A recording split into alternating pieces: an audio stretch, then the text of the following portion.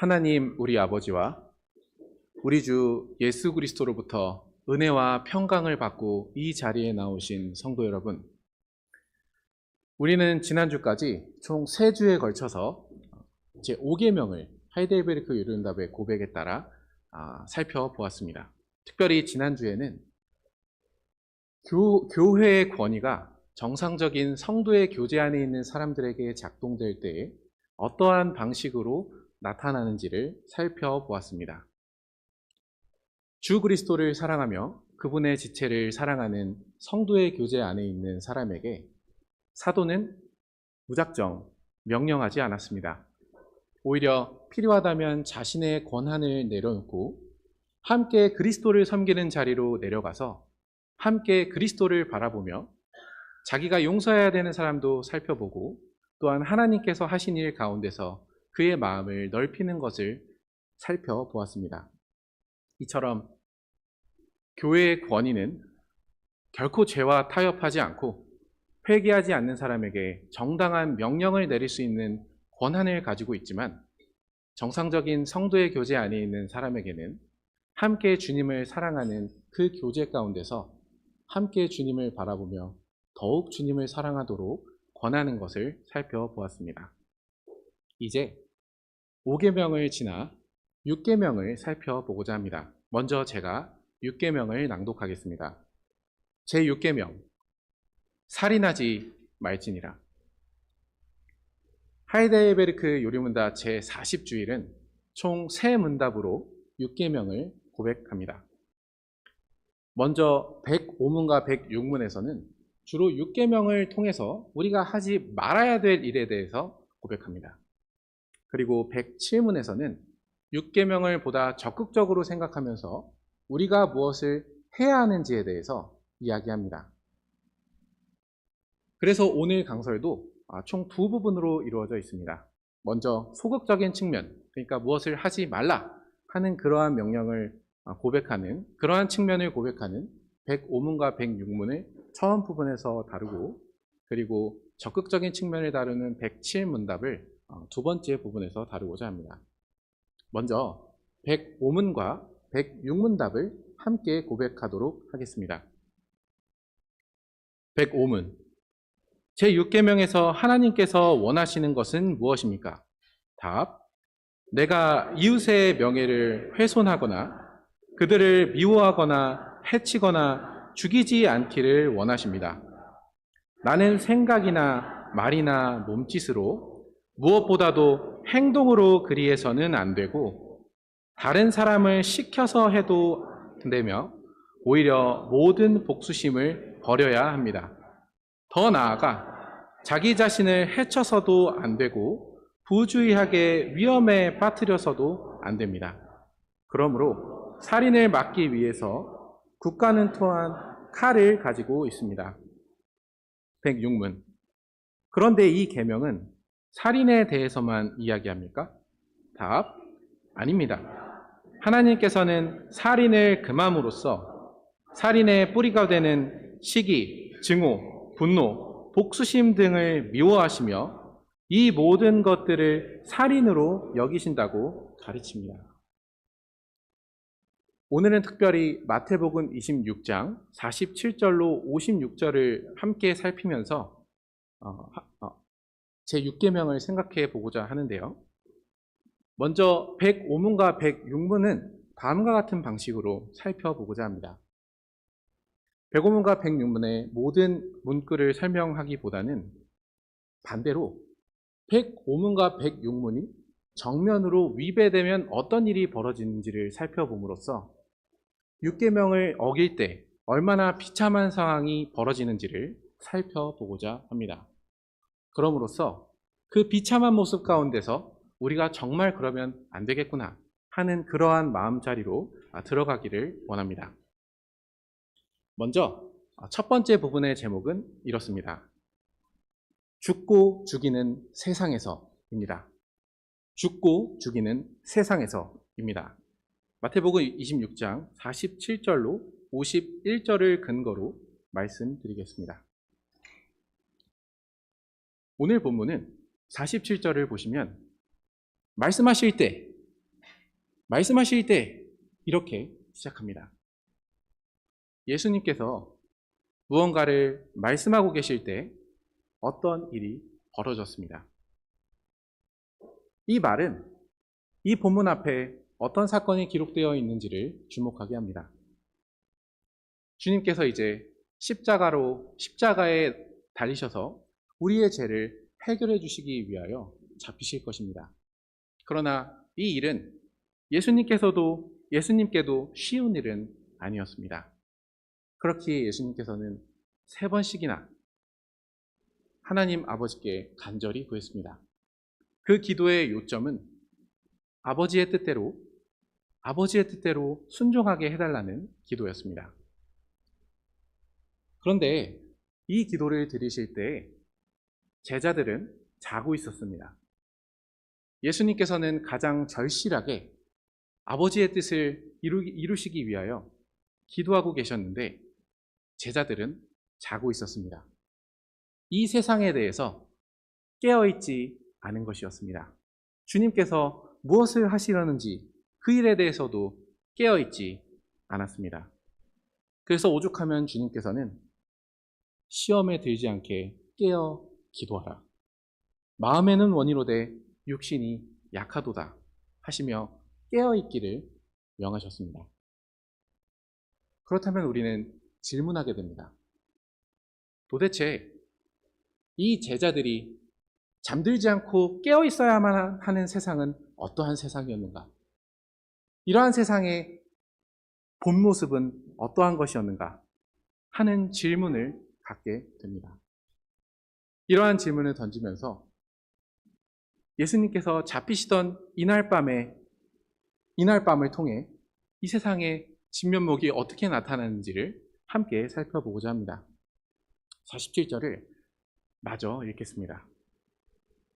말씀하실 때 열둘 중에 하나인 유다가 왔는데 대제사장들과 백성의 장로들에게서 파송된 큰 무리가 칼과 몽치를 가지고 그와 함께 하였더라. 이들이 깨어 있어야만 하는 세상의 모습은 예수님께 대하여 칼과 몽둥이를 가져온 세상이었습니다.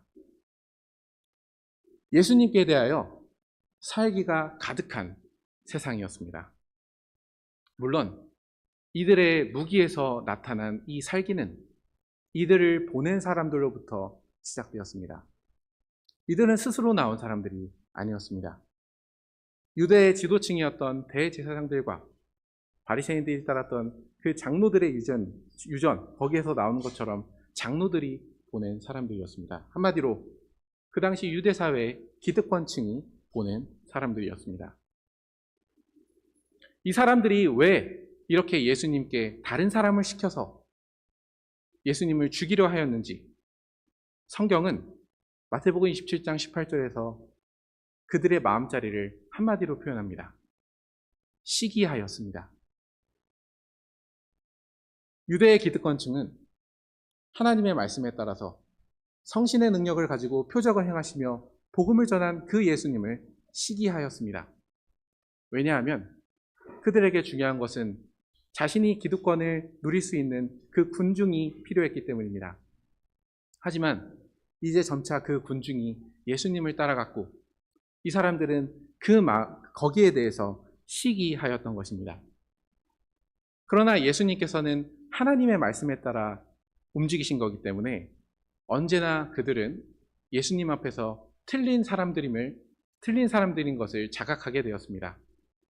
그러나 그러한 하나님의 말씀 앞에서 예수님 앞에서 이들이 품었던 마음은 증오와 분노였습니다. 너무 싫다. 옳은 말만 하고 우리의 기득권을 가져가는 저 예수가 너무 싫다 하는 그런 분노였습니다. 그렇기 때문에 이 사람들은 당연히 부당한 복수심도 가졌을 것입니다. 안식일에 손이 마른 사람들을 고치셨을 때 그들의 잘못된 질문을 바르게 교정해 주시면서 안식일에 그 사람을 치료해 주셨을 때 이 사람들은 적극적으로 예수님을 죽일 모의를 하기 시작했기 때문입니다. 예수님께서 점점 더 하나님 나라의 일을 보여주실수록 이 사람들의 시기와 증오와 분노와 복수심은 커져만 갔습니다. 그런데 이 사람들은 단순히 그 마음의 문제에서 그치지 않았습니다. 이 사람들의 시기심과 증오와 분노와 복수심이 점점 더 자라날수록 먼저는 말을 통해 나왔습니다.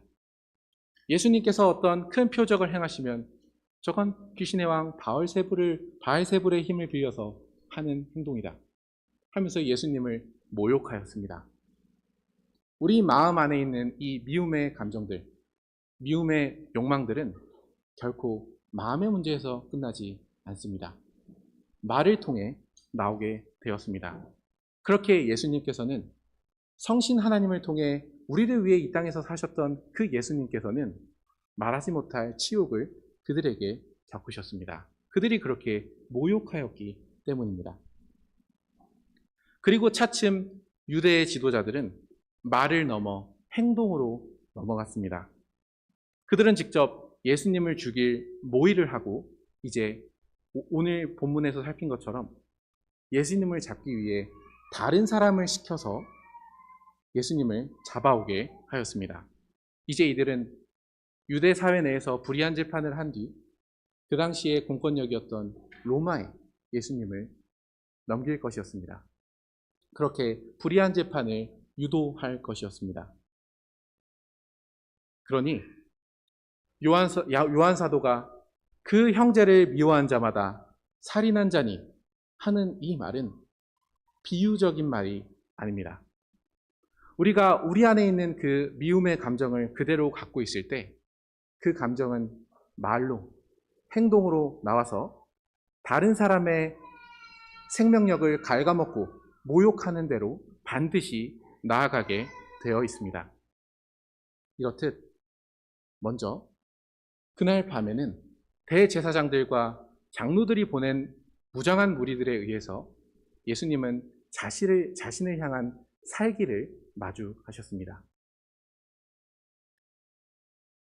다음 사람으로 넘어가기 전에 여기서 잠깐 생각할 문제가 있습니다. 지금 대제사장들과 장로들이 보낸 이 무리의 모습을 보면서 자기뿐만 아니라 다른 사람을 시켜서 어떤 사람을 해야 하는 것에 심각함을 보게 됩니다. 이 일은 단순히 미움을 자기 안에서만 갖고 있는 게 아니라 그것을 전염시켜서 함께 죄 짓는 대로 나아가게 하기 때문에 이 일은 결코 가벼운 죄가 아닙니다.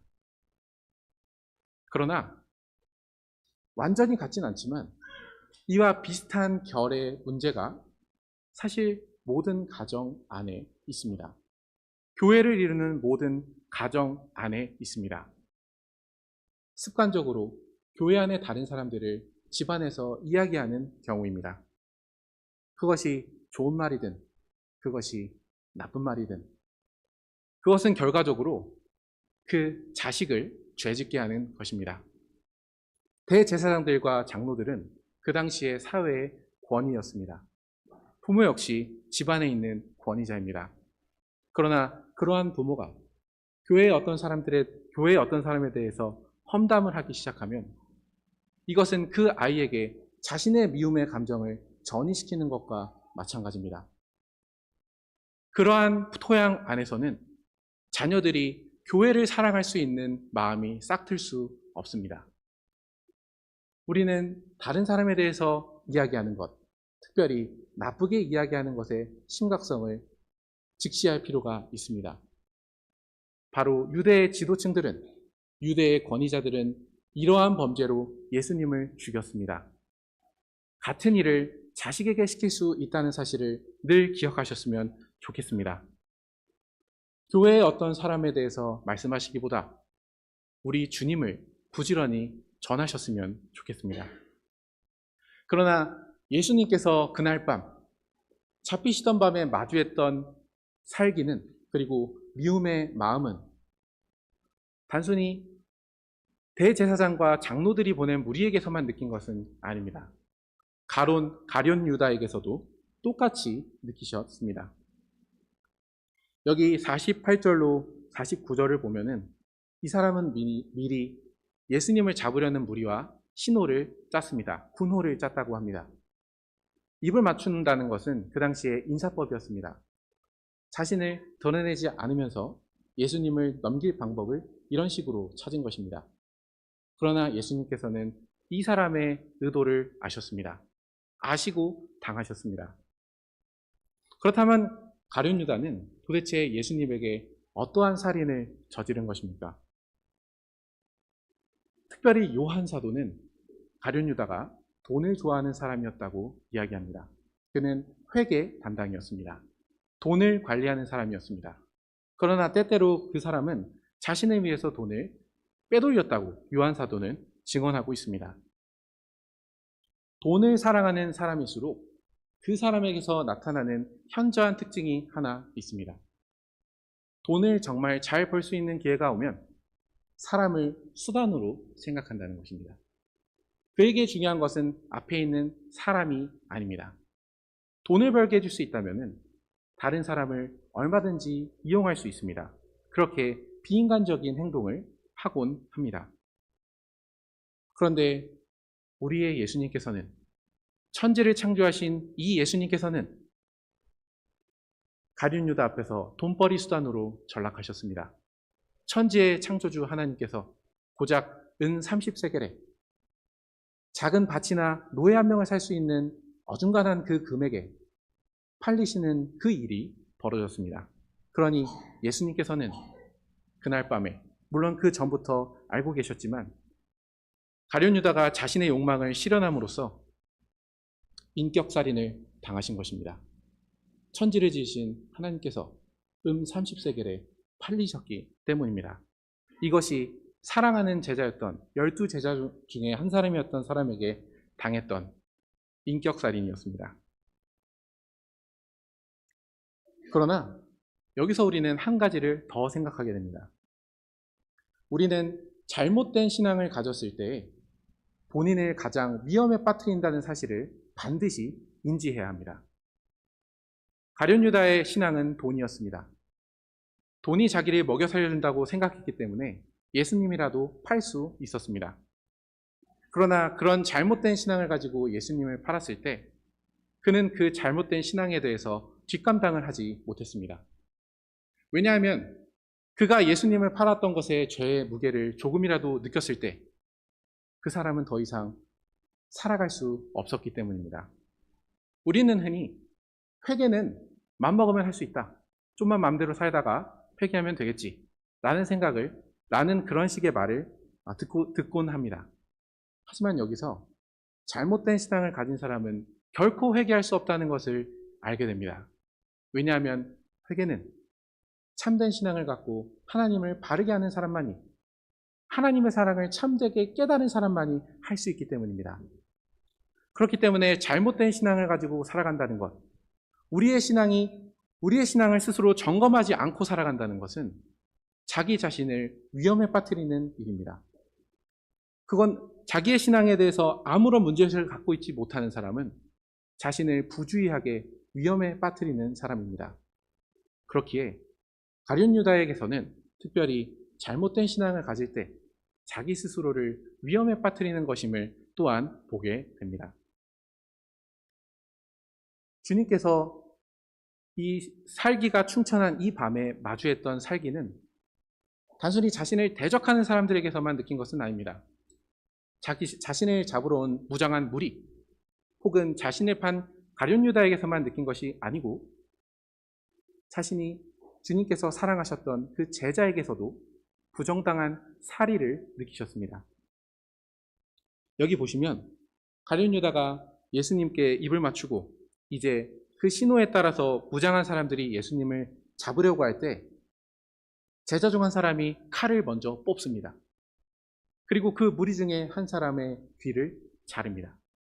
요한 사도는 이 제자가 베드로였다고 적시하고 있습니다. 그리고 귀가 잘린 대제사장의 종의 이름은 말고입니다. 여기서 우리는 의분에 가득 찬 행동, 곧 불의를 우리가 보았을 때 느끼는 분노에서 나오는 폭력도 정당화될 수 없다는 것을 보게 됩니다. 베드로는 사실 뒤에서 두 번째 대지에서 조금 더 살펴보겠지만 지금 예수님께서 뭘 하려고 하시는지를 이해하지 못하고 있습니다. 그렇기 때문에 내가 사랑하는 예수님을 감히 잡아가다니 쪽수로 밀리더라도 나는 치고 본다 라는 호기로운 행동을 한 것입니다. 그러나 주님께서는 이러한 을분에 휩싸인 폭력조차도 정당하지 않다는 것을 후에 말씀하실 것입니다. 우리가 신자로 살아갈 때, 그리고 신자로서 불의한 세상을 살아갈 때 우리는 이처럼 부정당한 일을 마주할 때가 있을 것입니다. 예수님께서 죄가 없는데 잡혀가시는 것만큼 불의한 상황이 어디 있겠습니까? 그러나 예수님께서는 그 상황 안에서도 분노하며 폭력을 행사하는 것에 대해서 정당하지 않다 말씀하십니다. 사실 베드로는 그날 밤에 가장 먼저 칼을 뽑은 사람입니다. 이렇게 의부는 사람에게 무한한 정당성을 부여하고 거기에 브레이크를 없애버립니다. 그리고 나는 정당하다 하면서 거침없이 폭력을 행사하려고 합니다. 그렇기 때문에 우리는 여기에서 또 한 가지를 생각하게 됩니다. 우리가 이 사회를 살아가면서 어떠한 불의를 만나든지, 그리고 그것이 아무리 생각해도 불의롭다, 불의하다 생각할 때 우리는 두 가지를 생각할 필요가 있습니다. 첫 번째는 하나님 말씀에 근거해서 내가 어떤 의분이 나타났다고 하더라도 다시 생각하고 다시 생각해야 됩니다. 내가 가지고 있는 정의관, 내가 가지고 있는 정의관에 성경을 끼워 맞추고 있는 건 아닌지, 심지어 그 감정이 어떤 행동을 하게 할 때, 다른 사람을 해하는 행동을 하게끔 할 때는 더욱더 그 자신이 가지고 있던 정의관을 되돌아보아야 합니다. 둘째로, 아무리 생각해도 불의한 일이다, 이 분노는 정당하다 라고 이야기할 때에도 그 행동이 다른 사람을 해치는 것을 정당화하지는 않습니다. 우리가 이제까지 겪었던 탄핵 정국에서 신자로서 스스로 되돌아봐야 될 중요한 부분이 바로 이 지점입니다. 우리는 무엇에 분노했습니까? 그리고 그 분노는 우리에게 어떠한 행동을 하게끔 했습니까? 이것은 생각해 볼 만한 주제입니다. 이렇듯 예수님께서 잡히시던 그 밤은 죽고 죽이는, 서로를 죽고 죽이는 이 세상의 정체가 여지없이 드러난 밤이었습니다. 대제사장들과 장로들이 보낸 그 무리에는, 그 무리들이 들고 있었던 그 무기에는 의심할 여지 없이 예수님을 향한 살기가 가득하였습니다. 다른 한편으로 돈을 사랑하여 예수님을 판 가룟 유다에게서는 사람을 사람으로 보지 않고 수단으로 보는, 심지어 천지의 창조주이신 그 하나님을 알아보지 못하고 돈벌이 수단으로 생각하는 인격살인도 있었습니다. 또한 베드로는 자신의 부족한 신앙에 근거하여 의분을 내다가 가장 먼저 칼을 휘두르는 살기를 보이기도 하였습니다. 이 세상의 주인이신 예수님께서, 특별히 이 땅을 창조하시며 생명력이 피어나기를 원하셨던 그 예수님께서 그날 밤 마주하셨던 광경은 자신을 향한, 그리고 이웃 신자를 향한 살기가 가득한 밤이었습니다. 그렇다면 바로 이러한 상황에서 주님께서는 무엇을 바라보셨을까요? 무엇을 바라보시며 십자가로 나아가셨을까요? 두 번째 대지로 넘어가도록 하겠습니다. 두 번째 대지의 제목은 이렇습니다. 죽으심으로 그리스도께서 가져오신 생명의 나라입니다. 오늘 주보에 써져 있는 강설의 나머지 절반이 두 번째 제목입니다. 죽으심으로 그리스도께서 가져오신 생명의 나라입니다. 52절로 56절을 근거로 말씀드리겠습니다. 52절을 낭독하겠습니다. 이에 예수께서 이르시되 내 칼을 도로 칼집에 꽂으라. 칼을 가지는 자는 다 칼로 망하느니라. 예수님께서는 의분에 가득 찬 베드로의 칼을 다시 넣게 하십니다. 그리고 칼을 가지는 자는 다 칼로 망하느니라 하십니다. 이것처럼 그날 저녁을 잘 설명해 준 것도 없고 타락한 세상의 현실을 적나라하게 드러낸 일도 없습니다. 죄인들의 사회는 주님의 은혜가 아니라면 본질적으로 서로를 향한 미움과 시기 가운데서 자멸할 수밖에 없습니다. 스스로 복수심을 제어할 수 없습니다. 주님께서는 여러 사리가 충천한 그날 밤에 우리가 살아가고 있는 이 사회, 이 세상의 비참함을 이런 식으로 적시하시는 것입니다. 서로를 향해 칼에 드는 사회, 서로를 향해 미워하는 사회. 그러나 주님께서는 나는 이러한 식으로 일하지 않는다 라고 말씀하시며 라고 말씀하십니다. 53절을 낭독하겠습니다. 너는 내가 내 아버지께 구하여 지금 12군단 더 되는 천사를 보내시게 할 수 없는 줄로 아느냐? 여기서 말하는 12군단에서 군단은 당시 로마의 군대 편제 중 하나입니다. 약 6천 명 정도의 정규군들이 형성되어 있는 거대한 집단인데 특별히 예수님께서는 12군단이라고 이야기하십니다. 상징적일 것입니다. 성경에서 12는 만수를 이야기하기 때문입니다. 그러니 이 말씀을 통해서 예수님께서 하시고자 하시는 말씀은 나는 이 세상을 완전히 압도할 만한 힘을 주님께 구할 수 있다. 정말 무력으로 내가 이루려는 세상을 이루려 한다면 그것은 지금 가능한 일이다 라고 말씀하시는 것입니다. 그러나 예수님께서는 그렇게 안 하신다고 합니다. 왜 그런지 54절에서 확인해 보도록 하겠습니다. 내가 만일 그렇게 하면 이런 일이 있으리라 한 성경이 어떻게 이루어지겠느냐? 살기가 춘천한 그 밤 안에서 예수님께서 품으셨던 마음은 상대방을 향한 살이가 아닙니다. 그분 안에는 이렇게 죄와 비참함으로 가득 차 있었던 이 세상을 구원하시기 위해 주님께서 계획하셨던 하나님의 말씀만이 그 안에 있었습니다. 물론 여기서 이런 일이 있으리라 한 성경이 어떻게 이루어지겠냐라고 말씀하셨을 때는 여러 성경 구절을 말씀하신 것일 것입니다. 구약 자체가 이것을 예언했으니까요. 그러나 구체적으로 살펴보기 위해서 한 구절만 살펴보겠습니다. 이사야서 53장 10절입니다.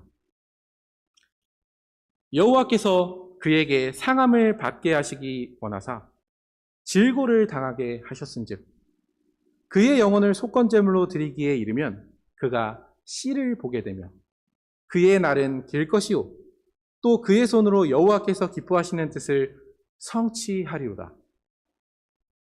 여기 보면 분명히 여호와께서 여호와의 종으로 예표된 예수님, 이 그리스도께 상함을 받게 하시기를 원했다고 하십니다. 질고를 당하게 하셨다고 합니다. 아주 고난을 받아서 약해질 정도로 그렇게 고난을 받으시기를 원하셨다고 하는 것입니다. 죽임을 당하시기를 원하셨다고 하는데 그렇게 예수님께서 그 영혼, 그 생명을 십자가에서 속건 제물로 이스라엘의 죄를 대속해서 드리는 제물로 드리면 씨를 보게 하신다고 합니다. 이 씨는 새로운 교회를 의미합니다.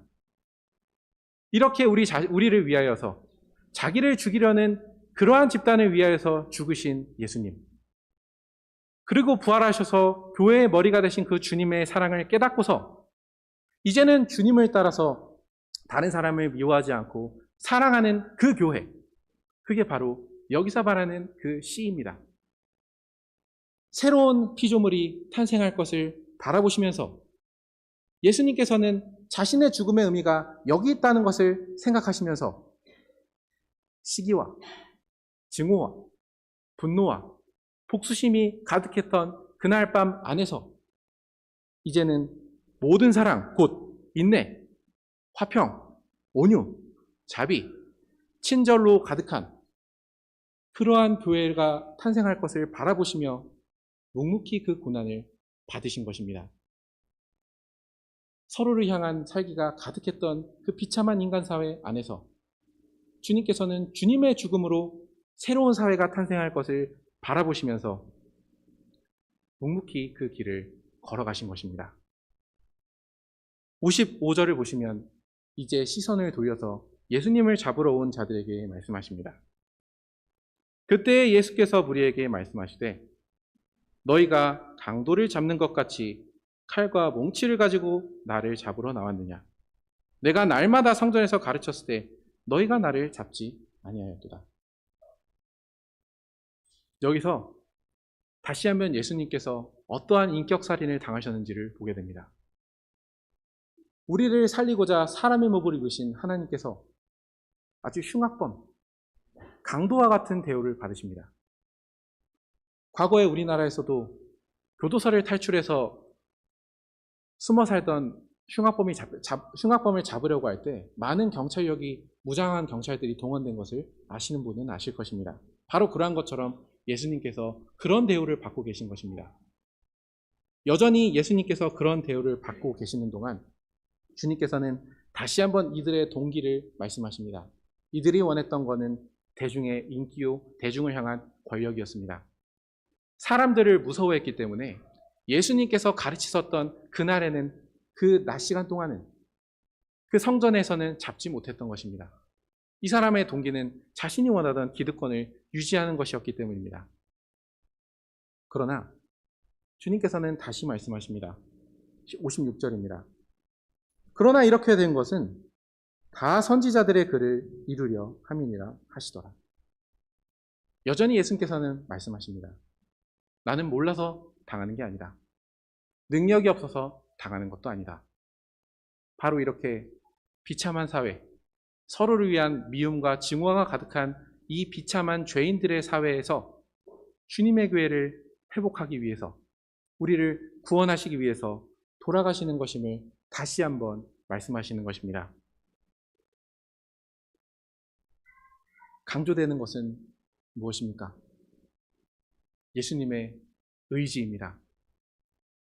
예수님께서는 이런저러한 사리를 마주하시면서 자신이 모욕을 당하시고 계시지만 그 가운데에서 하나님의 말씀, 자기 백성을 향한 주님의 교회를 구원하시려는 그 하나님의 말씀을 기억하시면서 그 뜻을 이루시고자 능동적이고 적극적으로 자신의 생명을 내어주는 자리로 나아가신 것입니다.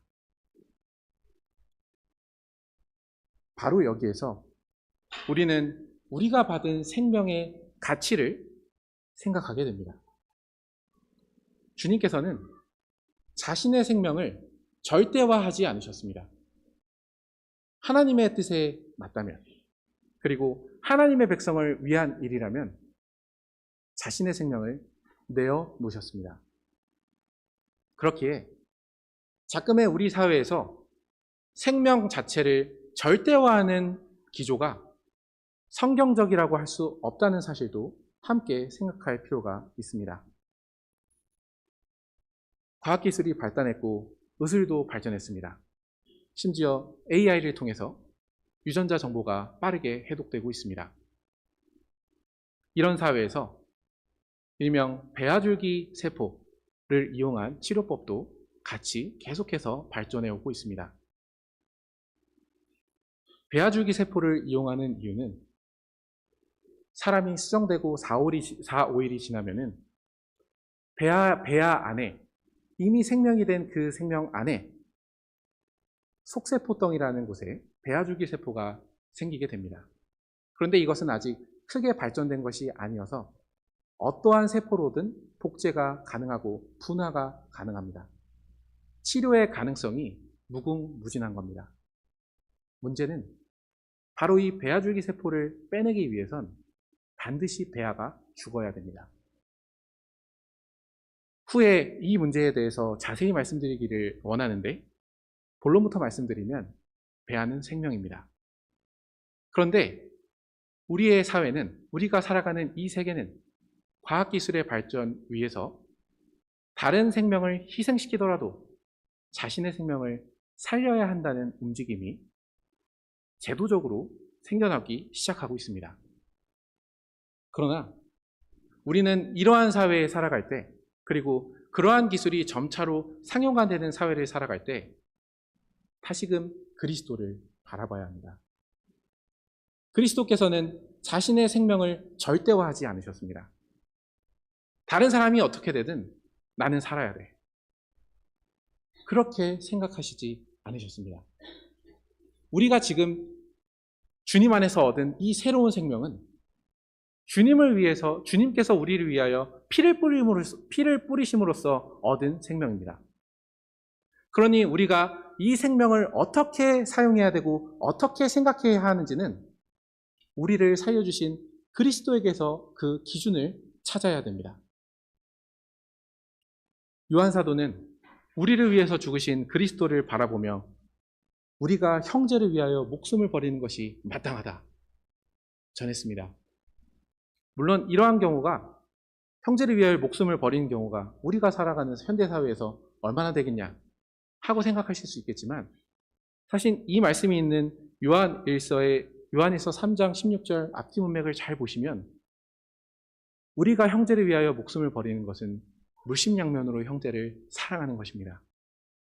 형제의 죄를 감당하는 것, 형제의 죄를 정죄하지 않고 그것을 선으로 바꿔주는 그 일처럼 우리의 생명력이 많이 쓰여지는 일은 없습니다.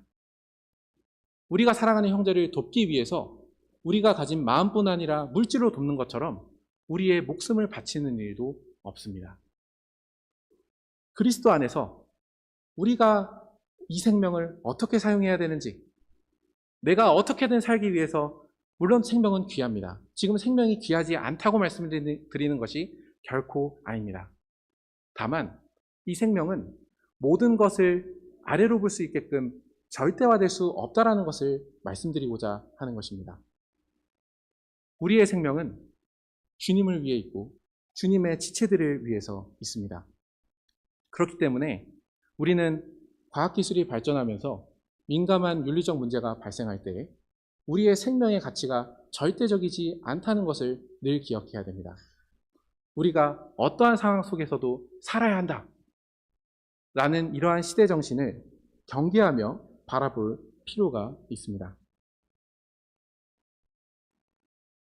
한 가지 더 마지막으로 말씀드리면은, 우리가 주님을 사랑하고 함께 형제된 사람들을 사랑하는 이러한 것들, 이러한 데에 우리의 생명을 쓰는 것은 교회 안에만 국한되지 않습니다. 그 이유는 다른 데 있는 것이 아닙니다. 우리는 그리스도 안에서 율계명을 보고 있기 때문입니다. 그리스도께서 원수된 사람들, 자신을 죽이려고 무장을 해서 찾아온 사람들을 위해서, 그리고 아직도 예수님을 모르고 그 사람들과 똑같이 행동하는 제자들을 위해서 자신의 생명을 내어주셨습니다. 원수를 위해서 자신의 생명을 내어주셨습니다. 그렇기 때문에 우리가 율계명을 통해서 다른 사람의 생명을 존중하고 그 사람의 마음까지 살펴야 하는 그러한 일들, 존중하고 그 사람의 생명력이 피어나도록 해야 하는 일은 믿는 사람들끼리만 해야 되는 일이 아닙니다. 그것은 그리스도를 머리로 모신 교회가 해야 될 일이 아닙니다. 우리는 그리스도와 같이 율계명을 지켜야 하기 때문입니다. 다시 원수라는 말이 나왔습니다. 우리가 지금 교회에 나온다 해서, 주님께 예배 드린다 해서 박해를 받는 상황은 아닙니다. 그렇기 때문에 여기서의 원수들은 분명히 우리가 주님을 섬기기 때문에 생기는 원수들인데, 이 일은 오늘 우리와 조금 떨어져 있는 것 같이 느껴질 때가 많습니다. 하지만 우리는 바로 그런 생각을 할 때 이른바 옷장에 숨은 그리스도인이 아닌가, 클로셋 크리스찬이 아닌가 라는 것을 생각해 봐야 합니다. 옷장에 숨은 그리스도인이란 말이 재밌게 들으실 수도 있겠습니다. 미국 영화나 서양 영화들을 보면은 아이들이 옷장에 숨지 않습니까? 숨바꼭질을 할 때. 그것처럼 자기 그리스도인으로서의 자기는 옷장에 넣어두고 세상을 살아갈 땐 자신은 그리스도인임을 드러내지 않는 것입니다. 특별히 기독교라는 이름으로 비상식적인 행동들이 많이 자행되는 이때에는 내가 신자다, 내가 그리스도인이다 하고 밝히는 것이 득보다 손해가 더 많은 것 같습니다. 그렇게 원수들을 만들기보다는 적당히 편하게 살아가자. 그리고 옷장 속에 숨은 그리스도인으로 살아갈 수 있습니다.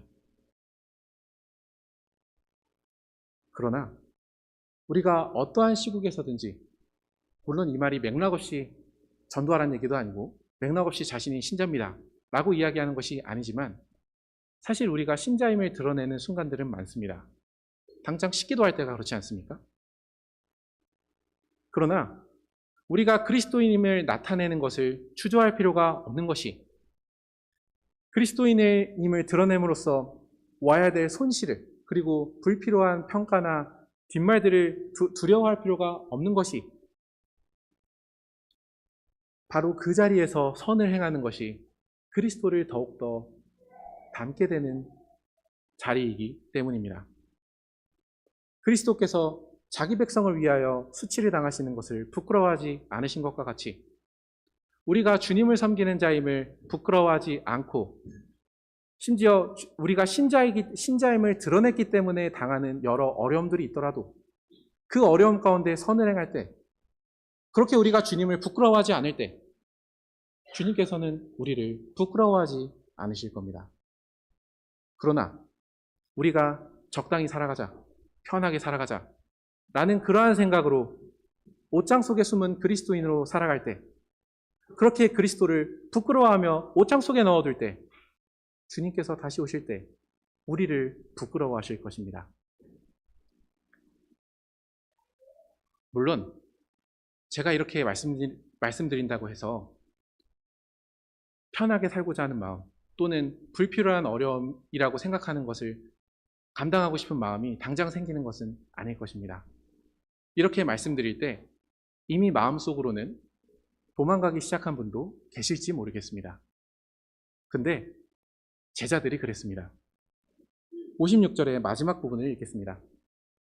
이에 제자들이 다 예수를 버리고 도망하니라.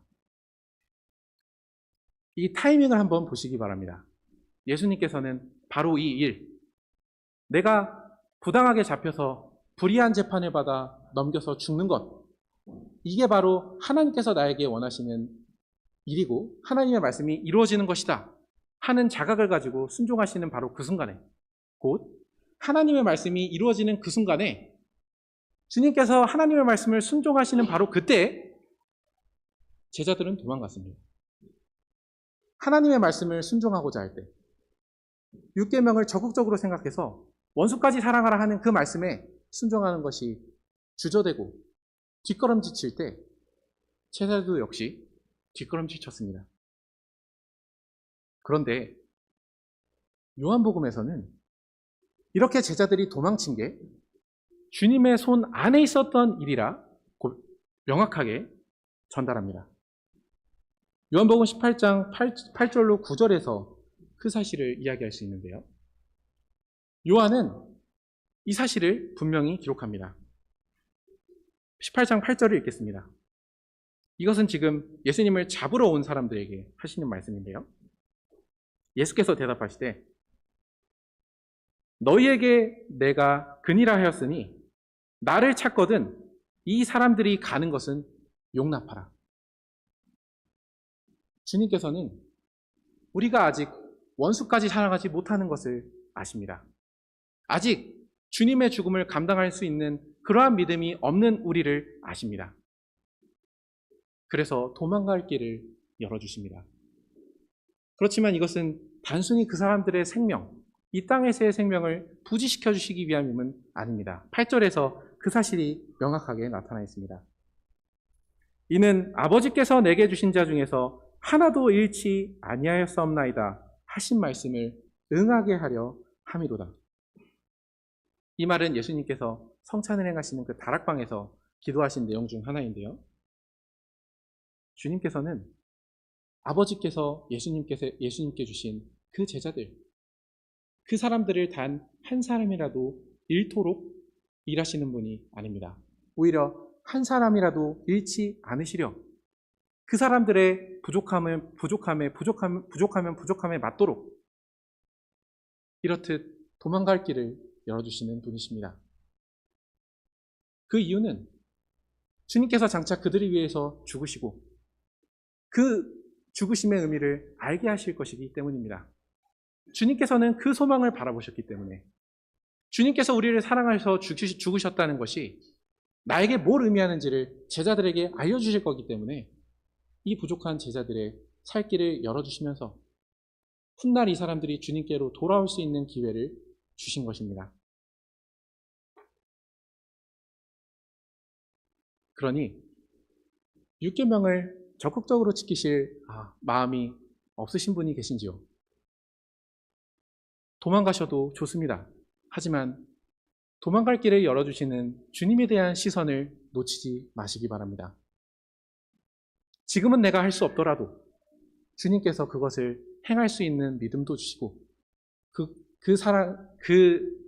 계명을 지킬 수 있는 사랑의 동기도 주실 분이라는 것을 잊지 마시기 바랍니다.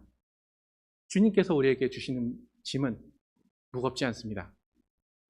내 멍에는 쉽고 내 짐은 가볍다 말씀하신 주님은 우리에게 필요한 한 걸음 한 걸음을 오래 참으며 이끌어 주십니다. 그러니 이 계명을 여전히 사랑하시기 바랍니다.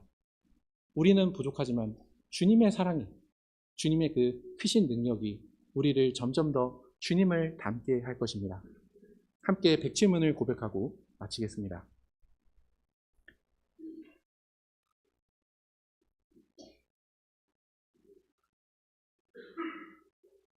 백칠문.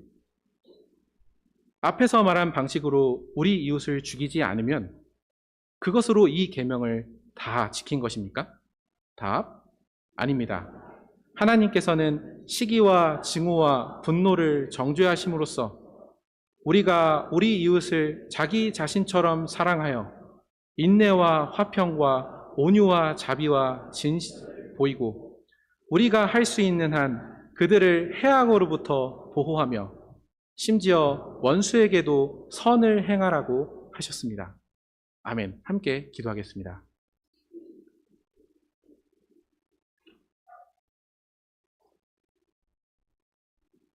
우리의 대속자이시오 구원자이신 주님, 오늘 저희가 그리스도 안에서 율계명을 생각할 수 있도록 예배자리로 불러주시고 그 음성을 듣게 해주시니 감사드립니다. 주님께서 잡히시던 밤에 이제 공생의 마지막에 이르렀을 때 주님께서 마주하셨던 상황은 안팎으로 살기가 충천한 밤이었습니다. 주님을 시기하여서 주님을 죽이고자 작당한 자들의 무리가 예수님을 강도로 알고 무장하며 찾아왔고 예수님과 함께 다니던 12 제자 중 한 사람은 돈을 섬겼기 때문에 예수님을 팔아 넘겼습니다.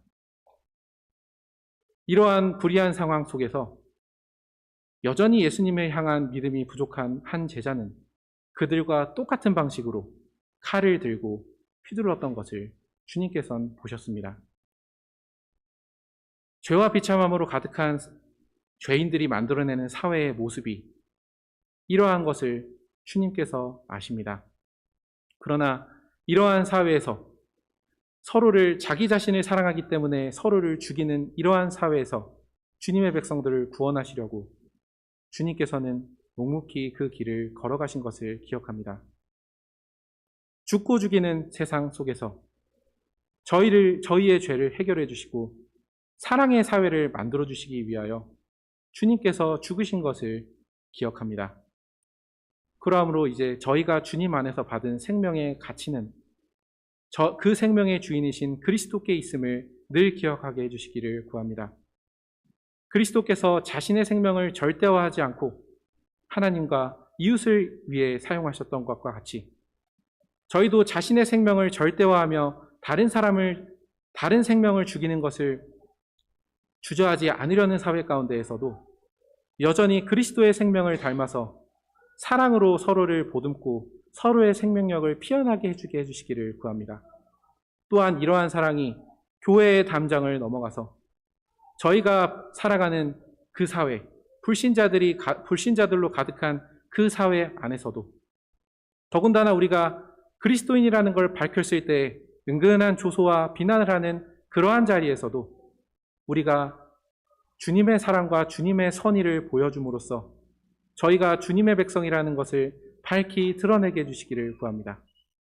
저희에게는 이러한 일을 할 수 있는 능력이 없지만 저희를 아시고 온유하고 친절한 방식으로 인도하시는 주님의 사랑을 확신하오니 저희가 주님께 시선을 고정하고 이 6계명을 아름답고 귀하게 여기게 해주시기를 구합니다.